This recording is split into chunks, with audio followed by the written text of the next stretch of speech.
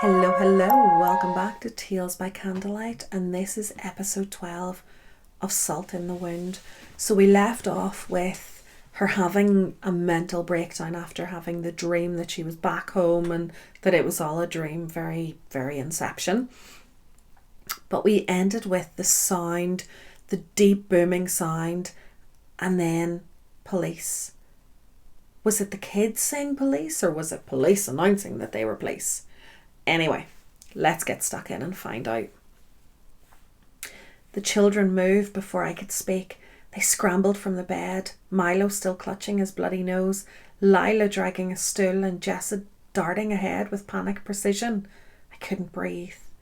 My ribs felt cracked from her grip. My head thick with noise, everything muffled by the aftershock of my screams and the pounding I'd done to myself. They pushed the dresser towards the apartment door, small arms, determined hands. Lila sobbed as she wedged herself beneath the side table, bracing it like it would matter. Milo tried to drag a chair, but his hands were slick with blood. He left wet prints behind him. Jessa was barking orders in a whisper, her voice sharp, fractured. I watched them move with strange clarity, like I was seeing it all from underwater. I knew the police were on the other side. I knew I should scream, run, fight for my life. Shoot them. They're the only thing between you and getting saved. The thought slipped in, fast and sour. A thought that wasn't mine. A thought so evil I accepted that I was worthy of this hell and all it had to do to me. But I didn't move. I sat in the bed, soaked in blood, head pounding so hard it felt like it was splitting apart. My legs wouldn't work. My spine felt like it had dissolved. I watched the door shake with force from the outside. A voice shouted, then another, then screaming. The children, the door burst inward, not fully, not at first. A boot forced its way through the crack, then shoulders, more shouting. The kids screamed louder, Milo in full-blown hysteria now, Jessa clawing at a police officer's uniform with tiny fists, and Lila just screaming.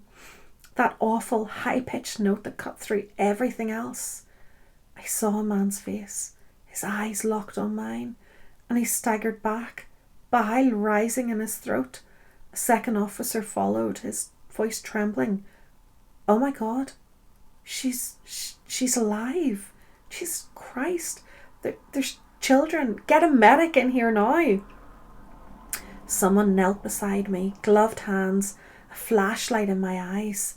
My vision was snowblind and sharp all at once.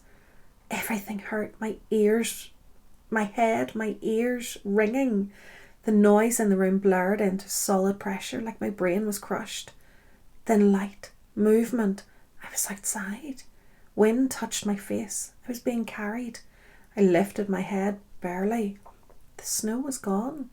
The trees were wet with rain. The ground was visible, brown, muddy. The sky was grey, warm even. It was impossible. The last time I'd seen daylight, it had been solid white, frozen. We were deep in winter. Now this looked like spring, maybe even April. How long had I been here? How long had I been gone? I must have blacked out at some point, because when I came to, I was staring at panelled ceiling and masked faces. Voices surrounded me. Doctors, EMTs yelling back and forth. A man's voice low and panicked. Her leg. Jesus Christ, look at her leg. I watched one of the doctors glance down at my leg. His expression twisted. He looked again, then swore under his breath. Get her into triage now. She's septic. There's maggots in her leg. Get her under now. Maggots? When was my leg ever that bad? It was fine. Washed it last night and it was healing up. What happened to her? What the hell happened to her? I tried to speak, but all I managed was a cracked whisper. The kids, they're all his. The words barely made it out. My throat was raw. Someone hushed me, pressing a hand gently over my shoulder. Save your strength, I said. Everything went dark. The hum of fluorescent lights buzzed overhead and something beat steadily to my left. My mouth was dry, my body stiff, but there was warmth around my legs, clean sheets beneath me, and the smell of antiseptic clinging to everything. I was alive. I blinked slowly, letting my eyes adjust to the light. My head throbbed like a dull drumbeat, wrapped in gauze. A tube snaked from my arms, my leg. It felt like it didn't even belong to me anymore. Numb, but too present, like it was just there, taking up space. Across the room in the corner near the window sat a man in plain clothes, with a badge clipped to his belt. He had a notepad open on his lap, a pen poised between his fingers. When he noticed I was awake, he leaned forward. "You're safe," he said gently. "My name is Officer Rivas. I've been assigned to your case." I didn't answer. My throat was too raw. "You've been through a lot. I won't push," he continued. "But when you're ready, we'll need to talk about what happened up there. What you saw. Who was involved?" I nodded, or at least I think I did. Everything felt off kilter. "Do you remember your name?" he asked. "Melanie," I rasped. My voice cracked like old glass. "Melanie Quinn." He wrote it down like it was the first confirmation of a rumour. "I need to know if the children are okay," I said.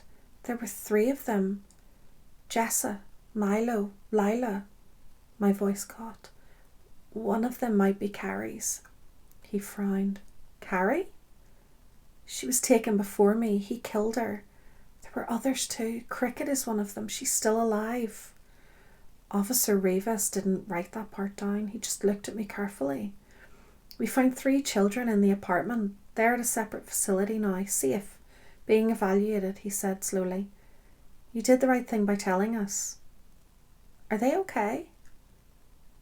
He didn't answer right away. They were frightened. They wouldn't speak to us at first, wouldn't let anyone near them. Silence hung between us, thick with something unspoken. "What day is it?" I asked. "What month?" Rivas blinked. "It's April 20th. My heart stopped. "What?" "You were found yesterday, April 19th. "No," I said, panic rising. "No, it was December. It had to be December. It was snowing. There were storms. I got caught in one. You've been missing since November," he interrupted gently. "You were in that place for almost 5 months." "But there was snow. There had been so much snow when I tried to escape. There had been a storm. I stopped. I couldn't trust my memory anymore. My leg began to throb, just a flicker at first, then pulsing in time with my heartbeat. I looked down and for a split second I saw what the doctors must have seen. A leg torn apart by infection, swollen and blackened in patches. I turned my head away and threw up over the side of the bed. Officer Rivas stood up, startled, and called out to a nurse. Before she could rush in, I grabbed his wrist. "You have to find him," I hissed, blood rising in my throat. "He's still out there." "Who?" I stared at him, the sound of my own heartbeat drowning everything else out. "The man in the mask." "She's awake now, conscious," the other said. "Do we sedate?" "No," I croaked, barely able to lift my head. "Please don't put me under." They hesitated. The one near my head, older, kinder, gave a small nod and said gently, "Okay, no sedation, but you have to stay still." I tried, but the pain in my leg was bone deep now, pulsing with every beat of my heart like it was trying to split me open. They peeled the bandages back just enough to expose the wound, and I caught another glimpse of what had been living inside me. Writhing, ivory white threads. I screamed. I couldn't help it. One nurse gagged and turned her head. "Jeez," someone whispered. "There's still movement." The world tilted. My vision swam. I could hear the machines panicking, beeping, spiking. My heart, my blood pressure, something vital spiralling out. "Get her stabilised," the doctor snapped, storming into the room. "I want imaging on that leg in the next 10 minutes and someone from infectious diseases down here. Where the hell is surgical?" The room spun harder. I couldn't tell who was talking anymore. Voices rose, orders were barked, and I could only lie there, trapped in my own body while the pain roared louder than my thoughts. It was weeks later, and based on my memories, they found the cabin and they took me there. I didn't even have to look. The word workshop was too soft, too civilised for what that place was. But I looked anyway. The word workshop was too soft, too civilised for what that place was. But I looked anyway. It was grainy, taken in poor light. I recognised it instantly. The basement, the slab floor, the rusted drain, the old meat hooks. Empty now, just the walls, bare and water-stained. No carry, no cricket, no bodies, just the residue of horror. They cleaned it, I said, voice like sandpaper, before they left. Revis didn't respond at first. He just studied me. The cabin is high up the mountain. Took our team a while to find it, but we did. If this is where you were before, it's no wonder we couldn't find you for so long. The ways to get up here were impossible to go through during winter. Couldn't get anything up here. I looked at him, truly looked. You believe me? He nodded once. I do. Another silence. Then we found something else. He pulled out a photograph from a folder. My breath caught before I even knew why. I knew what that photo was. It was the picture from that room. He knew who I was, I whispered. Before my accident that day. Before Alaska. Before everything. Revis nodded again. We think you were targeted. A knock came at the door. Revis stood, smoothing the front of his shirt. Come in. The door creaked open and another officer stepped inside. Tall, broad-shouldered, older. I jumped at the sound of the door, my body still remembering who usually followed. But it wasn't him, not this time. His face was worn but handsome. His uniform was slightly wrinkled, like he'd been sleeping in it. He carried a weight that didn't just sit in his posture. His face was worn but handsome. His uniform was slightly wrinkled, like he'd been sleeping in it. He carried a weight that didn't just sit in his posture. It followed him into the room like a shadow, confident and gentle. This is Officer Dale Ewing, Revis said. He's the one who found you. I sat up a little, heart ticking up. Wait, who called in that I was missing? Revis gestured. He did. Ewing gave a small nod. My wife and I live up here on the mountain. We knew someone new had just built a house and moved in, so we decided to stop by around Thanksgiving, bring you a pie and invite you to the town's potluck. His voice was calm, almost apologetic. You weren't there. That's not unusual, but I came back a couple of weeks later and nothing had changed. Porch light still on, same mug on the railing, boxes untouched. He paused. It just didn't sit right with me. So you called it in? I said. Yeah, he said. I did, but I couldn't get down the mountain to help with the search in town. Roads were frozen over for days and the terrain up by me. No way to cover so much ground without equipment. Then how'd you find me? Ewing hesitated. Someone else who lives up there saw you. Said they were out grabbing firewood and saw a woman in red, bleeding, running through the trees near the old war bunker. They called it in anonymously. Didn't stick around. My stomach twisted. Do you know who it was? We're working on that, Revis said, quickly stepping in. Probably just a recluse, someone off the grid. Could have saved your life. I didn't respond right away. The words sat on my tongue, heavy, waiting. I finally swallowed and looked up again. What about my parents? I asked. They didn't call it in? Revis and Ewing exchanged a look. My chest tightened. Revis cleared his throat. Melanie. His voice softened. Your parents were found deceased shortly after you arrived in Alaska.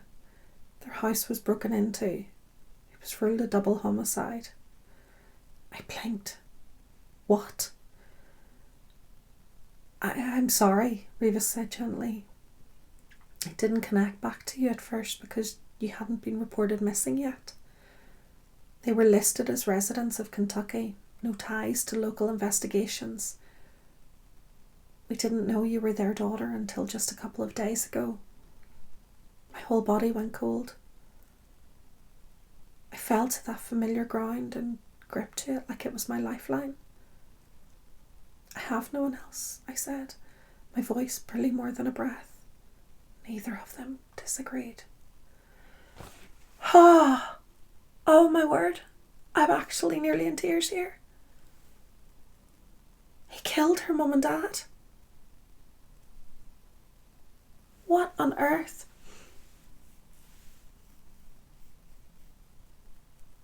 What did he want with her? And this is only episode 12. We have 6 more to go.